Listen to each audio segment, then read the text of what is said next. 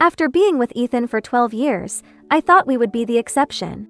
Until that day, when I saw a young woman get into his passenger seat. Ethan explained that she was just a colleague on a business trip, but what kind of colleague shares a hotel room? The night Ethan and the woman stayed together in a guest house, I decisively packed my bags and left our shared home. Later, Ethan knelt and begged for my forgiveness. Chapter 1. Late at night, I suddenly received a friend request on my phone.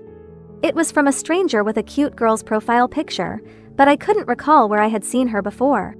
Out of curiosity, I accepted the request, but I never expected her first message to send chills down my spine. "Sis, are you there? Sorry to bother you so late, but I think you'd be very interested in some photos I have." She then sent 6 consecutive pictures, showing a man in various poses around a house. The girl continued, "I don't know what you think, but I believe if a man doesn't love you anymore, the right thing to do is to leave voluntarily. Don't cling on pathetically. Oh, sis, I didn't mean to upset you, just hoping you'd understand sooner. Goodbye." Her words were sly and disgusting. But before I could reply, a red exclamation mark appeared on the screen. Wow, she was quick to block me, knowing she'd get cursed out. But her messages were clearly true. After seeing each photo clearly, I decisively packed my things and rushed back home overnight. I couldn't be mistaken, the man in the photos was indeed my boyfriend on a business trip. After 12 years together, I knew every move he made. Though my heart ached, my mind was exceptionally clear. Chapter 2. Ethan had been genuinely good to me for these 12 years. But his change of heart was also real. In fact, I had noticed some signs a month ago to 00 calls in his call log in a month. And the girl he picked up several times on his way home from work. This message just made me see the man clearly. In those moments I didn't know about, Ethan had already formed countless connections with someone else. Fortunately, before I got together with Ethan, my dear parents had made a pact with me. To this day, Ethan doesn't know my true identity. After leaving that $1,000 rental apartment, I drove straight back to the luxurious villa in the city center, the Bright family home. The butler at the gate woke up from his nap and hurried to greet me. At that moment, I was very grateful Ethan didn't know about my family background and even more thankful for my parents' foresight. In the years with Ethan, I squeezed into a small rental apartment with him, occasionally facing sudden evictions from the landlord. Although my parents didn't oppose my relationship with Ethan, they cut off all my bank cards. They said they would only accept Ethan into the family if we could endure and make it through together. So, I endured a lot of hardships with Ethan over the years. But we were in love, and I naively believed love could conquer all. But now, reality had slapped me hard in the face, and no matter how much I tried to find excuses for him, I couldn't defend him. I was curious though, why Ethan, who was always so honest and proper, would do something like this. Because it was completely out of character for him. Chapter 3. The first day I returned home, my parents had mixed expressions on their faces. Mostly, they were pleasantly surprised. After all, in order to be with Ethan, I rarely called, let alone visited home. Father, silent as always, just nodded and gestured for me to sit. Mother, on the other hand, noticed the emotions in my eyes. After a moment of hesitation, she asked, "Sweetie, did you have a falling out with that boy?" Sweetie was my parents' affectionate nickname for me since childhood. But my full name is Autumn Bright. As the only child in the family, my parents, who run a large company, never tried for a second child despite me being a girl. Growing up in a happy family, I never imagined I'd become a rebellious child after meeting Ethan. Thinking about the man I had been with for 12 years, I couldn't help but feel a pang of sadness. Ethan didn't even know I had left.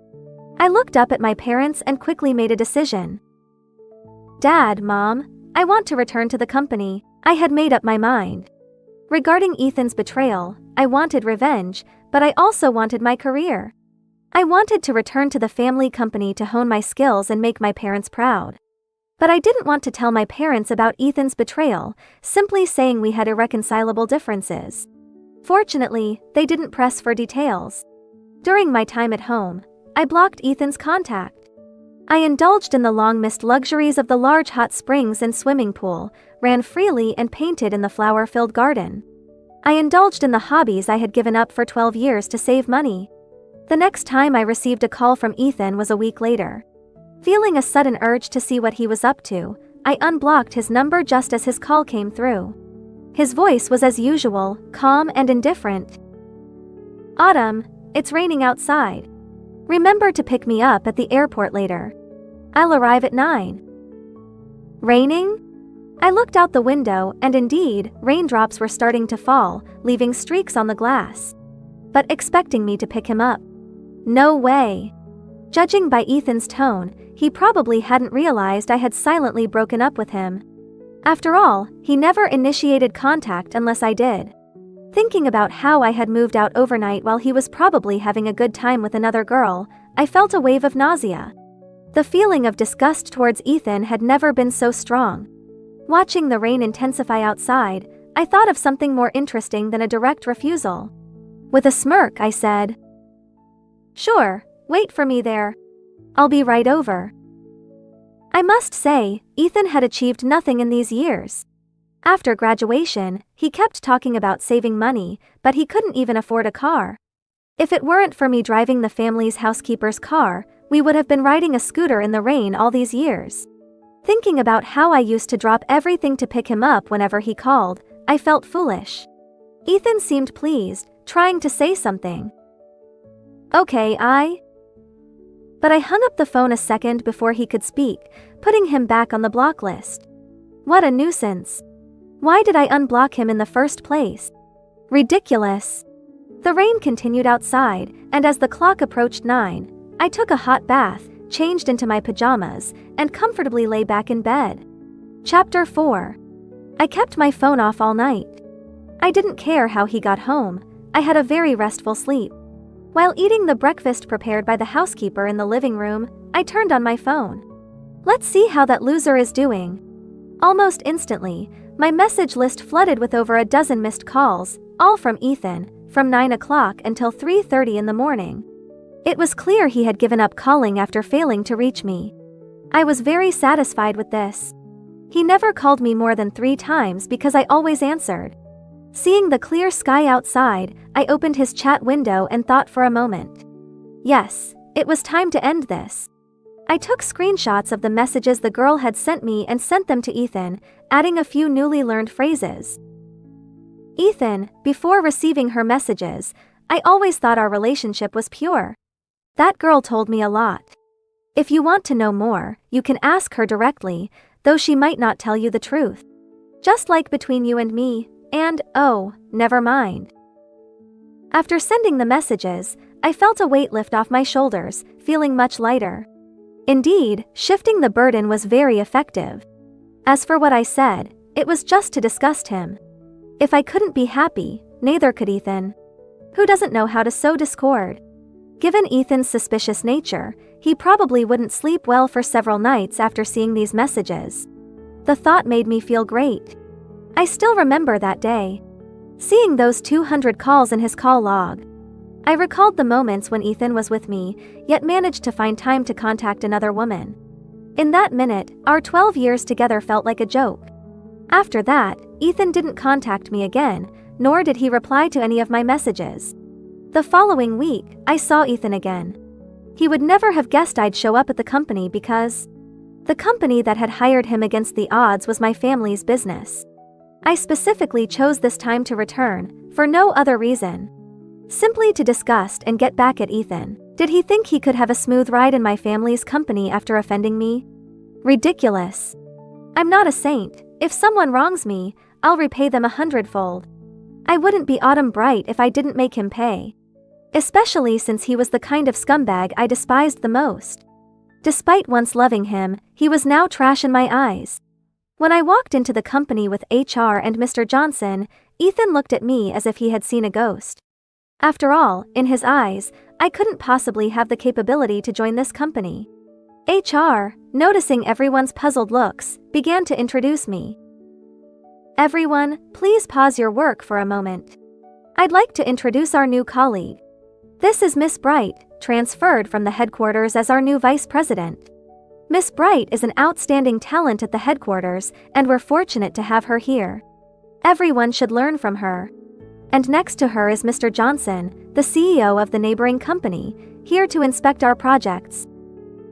Amidst the enthusiastic applause, I looked at Ethan, whose face had turned even more ashen. I had directly jumped over his head upon my arrival. But I wasn't satisfied with just that. I glanced around and finally locked eyes with Mr. Johnson, giving him a flirtatious look. Not bad, a handsome guy. Originally, I just wanted to disgust Ethan, but the next second, a pair of large hands suddenly grabbed my wrist. I looked up to meet Mr. Johnson's playful gaze, though the smile didn't reach his eyes, just like when we were kids. Chapter 5. I was a bit taken aback. But now, like a duck being driven onto the stage, I had no choice but to go along. So, I quickly made up my mind, met his fox-like gaze, and then slightly curled my lips, throwing him what I thought was a charming wink. The scene finally ended with everyone looking incredulous. At the same time, I didn't forget to give Ethan a provocative look. Meaning, you can find someone young and so can I. After being together for over a decade, we both knew where to hit to hurt the most. So, Ethan, unwilling to be outdone, started showing off with young women in front of me. But he didn't realize that on that night, I had already made up my mind that men would only distract me from making money, so his tactics were useless against me. After several failed attempts, he couldn't bear it anymore. "Mr. Johnson, I want to report that Autumn Bright is abusing her connections. I know her abilities well, and she's definitely not qualified for this position. I request a thorough investigation from headquarters into Autumn Bright's personal connections. She must have gotten in through improper means." Ethan spoke with righteous indignation. But he didn't realize that the person sitting in front of him was none other than my uncle. The Bright family's business empire had all its high-level positions filled by our direct and extended family members. My uncle, looking somewhat shocked, glanced at me. After receiving my signal, he cleared his throat and put on a serious face. "Well, Ethan, what you're suggesting, I must disagree with. Our headquarters recruitment process is extremely rigorous." "Are you, Ethan, questioning the headquarters?" I crossed my arms and watched him with amusement. Let's see what else you can come up with. Caught off guard and unable to achieve his goal, Ethan almost got labeled as questioning his superiors. Standing there, veins bulging on his forehead, he finally lowered his head reluctantly. "No, Mr. Johnson, that's not what I meant." My uncle waved his hand dismissively, starting to shoo him away. "Since you understand, go back to your work. Focus on your duties, that's what's important. Stop thinking about irrelevant things and spreading rumors about your superiors." Leaving the office, Ethan shot me several resentful glances. But what I didn't expect was that a girl would come to me, uninvited. She stood in front of my desk, looking down at me disdainfully. "You're the one behind this, aren't you? Don't think you're all that just because you have some looks. In this world, it's not about sleeping your way to the top. I advise you to apologize to Ethan." I looked up, puzzled. "Who are you?" I didn't recall any big shots in this company that I didn't know, given the family connections, but her face did seem somewhat familiar. Seeing me talk back, her face grew angrier. "What did you say? How dare you call me big sister? Do you know who my father is?" I replied. "Who? Is he going to take my life or something? I'm so scared." Her anger deepened. "You're asking for it." At that moment, a commanding voice interrupted. "He's my father." Chapter 6. The middle-aged man who entered looked very displeased. He unceremoniously sat across from my desk, disdainfully scanning my office and wrinkling his nose in disgust. Then he assumed an authoritative posture. "I've heard about the talent transferred from the headquarters, and today I finally meet you. You're Autumn, right? You might not know me, but that's not important. What's important is that your actions today have upset my daughter. Young people should learn to bow their heads. How about this? Sweetie, tell her what should be done." With the middle-aged man's support, the girl became even more arrogant, raising her chin high. "Well, Dad, let's have her apologize to me and Ethan outside, and then publicly swear never to upset me again." She then affectionately took the middle-aged man's arm. "Dad, what do you think?" Watching the loving father-daughter act unfold before me. Given the middle-aged man's demeanor and arrogance, I quickly figured out who he was. Looking at the two of them, I raised an eyebrow. "Huh, quite the tone. Old man, you're not an employee here, are you? Let me guess. A board member?" The middle-aged man seemed surprised that I had guessed his identity and dared to be so disrespectful. He immediately got angry, slamming the table and standing up. "You ungrateful brat. Do you believe I can have you out of this company tomorrow?" Seeing him lose his temper, I felt even more delighted, crossing my arms and leaning back. "Oh, I'm curious how a board member can interfere with company decisions. Old man, you're quite amusing." Ridiculous, a mere shareholder acting so high and mighty. But what I didn't expect was that my words seemed to hit a nerve. He threw off the girl clinging to his arm and looked like he was about to come at me. Fortunately, I was quick. Before he could reach me, I grabbed a cup of freshly poured hot water from the table and splashed it forward. Splash! It wasn't scalding, so it wouldn't cause injury, but it was humiliating. The steaming water drenched him, and even the girl standing nearby wasn't spared. At this moment, a voice broke the tension. Mr. Johnson looked at me incredulously. "Water festival."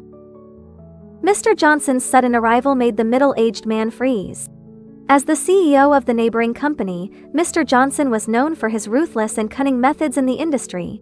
Although the middle-aged man was a shareholder, he didn't dare to act out in front of Mr. Johnson.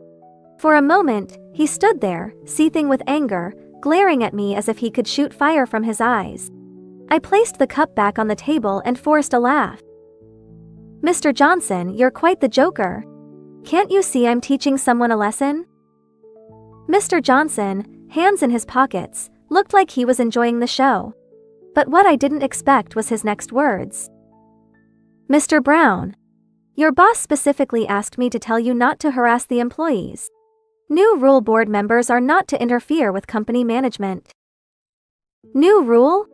Who made that rule? I looked at the man in front of me, who seemed serious but whose words were always so hard to read. Chapter 7. With Mr. Johnson's intervention, the middle-aged man had no choice but to leave, fuming. Watching their retreating figures, I finally remembered. If the girl's father's last name was Brown, she must be Emily Brown, the girl who had recently tried to steal Ethan from me. I didn't expect to meet her so soon and under such unpleasant circumstances. But it was satisfying. And she didn't seem like a good person, clearly used to bullying others. Who knows how many people in the company she had tormented? Since that's the case, don't blame me for being unkind. I'll deal with both the scumbag and the mean girl together. I originally thought Mr. Johnson would say something or had some business, but he just looked around and then left with his hands in his pockets. I couldn't help but twitch my mouth. Weird. He's always been like this, arrogant since we were kids. After this incident, Ethan seemed to have a different view of me. After several attempts to pass by my office, he finally couldn't resist coming in. Rubbing his hands. Autumn? Hearing the familiar voice above my head, I looked up. Seeing it was Ethan, I couldn't help but roll my eyes. "What's up, Mr. Ethan?" No. He kept rubbing his hands, his eyes slyly scanning my office. I just thought about it and realized I was really a jerk. I wanted to apologize. I waved my hand, showing no expression. But Ethan seemed to think I meant I wasn't going to pursue it, and his eyes brightened. His tone became increasingly strange. "Autumn, how did you suddenly decide to join this company? Was there some special reason?" Hearing his obvious probing, I resisted the urge to roll my eyes. Impatiently, I said, "What do you think? Maybe I'm just that capable. Hey, being too excellent is also a problem." This guy, seriously? Not getting any useful information from me, Ethan reluctantly left after several days of observation. However, my altercation with the shareholder and the water incident eventually reached my parents' ears. After dinner, my father gave my mother a look. She picked up on it and chose a suitable moment to probe. "Sweetie, I heard you had an argument at the company?" I replied. Then I nodded. "Yes, I did. I even gave him a taste of the water festival." Hearing this, my parents exchanged glances. But Mr. Johnson, who was also at our house for dinner, seemed to find it amusing. He calmly said, "They're just some sycophants. Autumn handled it very well. It was quite satisfying to watch." My parents finally remembered and turned to Mr. Johnson. "Oh right, you were there that day, Mr. Johnson? How did it go? Our sweetie wasn't bullied, was she?" I quickly nodded. "No, he arrived just as the old man was about to lose his temper." My parents finally relaxed, murmuring, That's good. Mr. Johnson, you're still as protective of our sweetie as you were before." Then, remembering a significant issue, my father became serious again. "That Mr. Brown, I never liked him. Today, he dared to bully my daughter. He clearly doesn't respect me." I almost choked on my food. What does that mean? But Mr. Johnson quickly understood, and after a moment of thought, he smiled and looked up. "Uncle, I have a good idea." Chapter 8. Ethan didn't get any useful information from me. So he finally concluded that I was just lucky. But seeing me getting close to Mr. Johnson, he seemed dissatisfied and started flaunting his relationship with Emily Brown in front of me. Watching Emily's triumphant demeanor, I couldn't help but laugh. A woman who only knows how to rely on men. She was never on my list of threats. But Ethan, with his boldness and ambition, was worth keeping an eye on. Yet, this was also his weak point. Seeing the right moment, I arranged a meeting with Ethan's direct supervisor at a cafe. It was time to set the stage. The man sitting across from me seemed a bit uneasy, not because of me, but because of Mr. Johnson. Mr. Johnson casually placed his long legs on the coffee table. "Mr. Taylor, we need you to handle something." Since my identity wasn't public in the company, Mr. Johnson had to take the lead. After explaining our plan in detail, Mr. Johnson placed a briefcase on the table and raised an eyebrow. The man quickly understood, hesitated for a moment, then nodded. "All right." He didn't have much choice.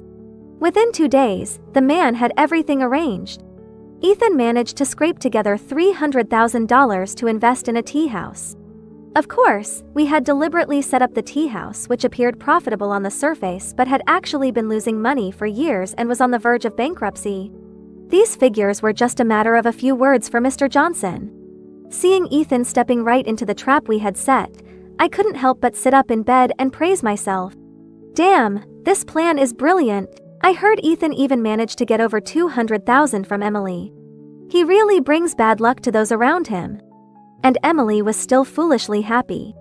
That rundown tea house was worth at most $20,000, not including the cost of repairs, which would only lower its value. According to my calculations, Emily's family's liquid assets were around $300,000. With her father, Mr. Brown, under my father's care. TSK. The outcome would be even more disastrous. As for Ethan, the thought of him being saddled with debt made me smile. Now, all I had to do was wait. With this investment, Ethan's attitude towards me grew more arrogant. But I completely ignored him, focusing on my own development, working hard, learning, and gradually becoming more noticeable. Ethan, after several attempts, finally caught me. "Autumn, if you bow your head now, you might still have a chance to be the boss lady of my tea house. I think your recent changes are quite good. We're a good match." He spoke earnestly. I doubted my ears. "What did you say?" Ethan, thinking he was charming, repeated. "I said if you bow your head now." "Bow your head, my ass." I was speechless and slapped him. How did I never realize Ethan was so delusional before? It's true that people change once they have money. Ethan had completely lost his youthful charm, replaced by the stench of an old man. Ethan, stunned by my slap, reacted with anger and tried to grab me, his arm swinging. Noticing his gaze lingering on my chest with a flash of desire. Damn, I was wearing a low-cut dress today. Looking around the empty parking lot, I realized I might have been too impulsive. Chapter 9. The expected slap never landed on me. Ethan was sent flying by a punch from Mr. Johnson, landing several feet away, clutching his chest and coughing. Realizing his pathetic state, he looked up angrily. You! Seeing it was Mr. Johnson, he gritted his teeth. Reluctantly, he lowered his fist. Mr. Johnson, what's the meaning of this? Are you interested in my leftovers? Let me tell you, she's just a piece of trash I've played with for 12 years. In his mind, a woman with no background, who had been dumped by him, couldn't possibly catch the eye of these big shots. But this time, Ethan was wrong. Before he could finish, I saw a blur of movement. 3 seconds later, Ethan's painful screams echoed. Ethan was completely overpowered by Mr. Johnson's nearly 6'3" frame, unable to fight back. Mr. Johnson's punches landed on his terrified face one after another, his eyes narrowed with a cold glint. I warn you, say that again and you're finished. I have 100 ways to make you disappear without a trace. Only when Ethan could barely open his eyes did Mr. Johnson release his grip, letting him collapse helplessly to the ground. I stared in disbelief at the fierce man before me. Why? Why was he so angry? And this was a public place, wasn't it bad to hit someone here? Looking at Ethan, whose head was swollen like a pig's, lying on the ground moaning, I felt a mix of emotions. Mr. Johnson walked towards me, his hands still stained with blood, whether his own or Ethan's, I couldn't tell.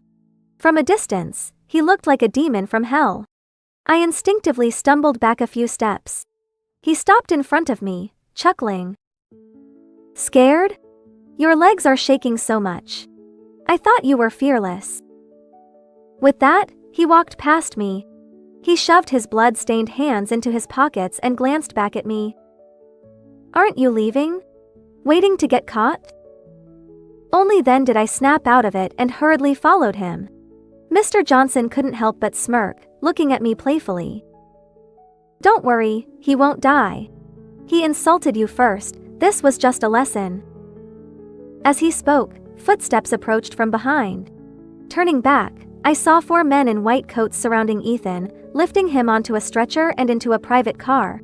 With the situation resolved, I found myself at the seaside with Mr. Johnson. The sea breeze gradually diluted the scent of blood around him. Staring at the distant lighthouse, Mr. Johnson suddenly turned to me. You were with that guy for so long. Then, as if realizing the inappropriateness of his question, he closed his mouth. I wasn't shy about the topic. Yeah, 12 years and he cheated. Most likely, I'll never love someone so passionately again. I can't afford to gamble. Mr. Johnson's expression remained indifferent. News of Ethan's injury spread to the company. Emily Brown was the first to kick open my office door, storming in to confront me. It was you, wasn't it? Again? Why are you like a piece of trash always clinging to Ethan? And now he's seriously injured because of you. I looked up to meet her gaze. You're mistaken. It's your precious Ethan who's been clinging to me. The whole company knows. Besides, do you have any evidence that I caused Ethan's injury? Chapter 10. I trusted Mr. Johnson's handling of the situation. Moreover, if it came down to it, Ethan was the one who provoked and tried to harm me first. The Bright family and Mr. Johnson had the means to silence him. As for Emily, I was curious to see what she would do now that Ethan was in such a state. If she insisted on causing trouble, I had 1,000 ways to make her regret it. Thinking of this, I crossed my legs with interest. Speak up, Emily. Coming here without evidence, acting all accusatory, who gave you the courage? Your dad? My father was fully prepared. Now, it was just a matter of my word to cut the problem at its root. I looked at Emily with growing amusement. If she dared to say one wrong word, Emily didn't expect me to be so arrogant. She panicked for a couple of seconds before regaining her composure. You think you can scare me with this act? I'm telling you, you better apologize to Ethan. He went to see you that night and ended up like this. Who else could it be? Hey she couldn't see the situation clearly. Still thinking of protecting that scumbag Ethan. Well, don't blame me then. I stood up and slowly walked towards Emily, who was half a head shorter than me. Leaning down to her ear, I whispered. Your parents divorced a long time ago. Your stepmother has a son, did you know? With that, I shoved the documents in my hand into hers. Emily, stunned, took them. The feeling of a seemingly perfect family suddenly falling apart must be terrible. I smirked. And here's another piece of good news. Ethan has more than just you on the side. Those 200 calls I saw were just the tip of the iceberg. Once a man starts cheating, he can't help but fall into a cycle of seeking new thrills. So how could he be content with just one person? Unfortunately, Emily seemed genuinely devoted to him. She lent him hundreds of thousands for that tea house without a second thought. Too bad she trusted the wrong person. If Emily hadn't repeatedly bullied and harassed lower-level employees in the company, I wouldn't have planned to go this far. But her constant provocations had pushed me to this point. She had only herself to blame.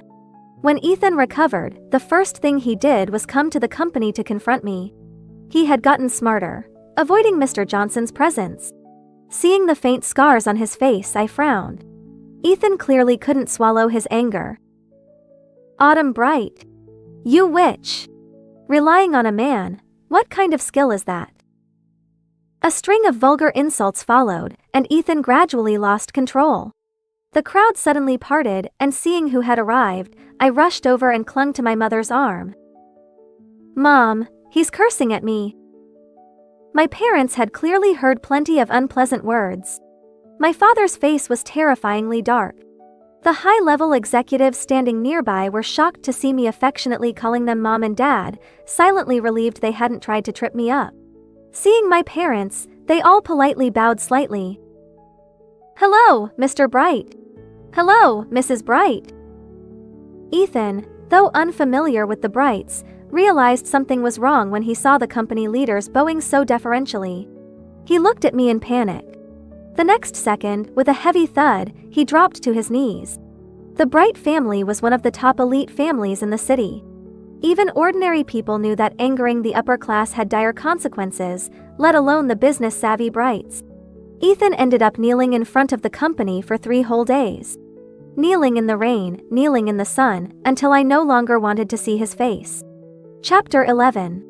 After leaving the company, Ethan planned to rely on the tea house to make a comeback.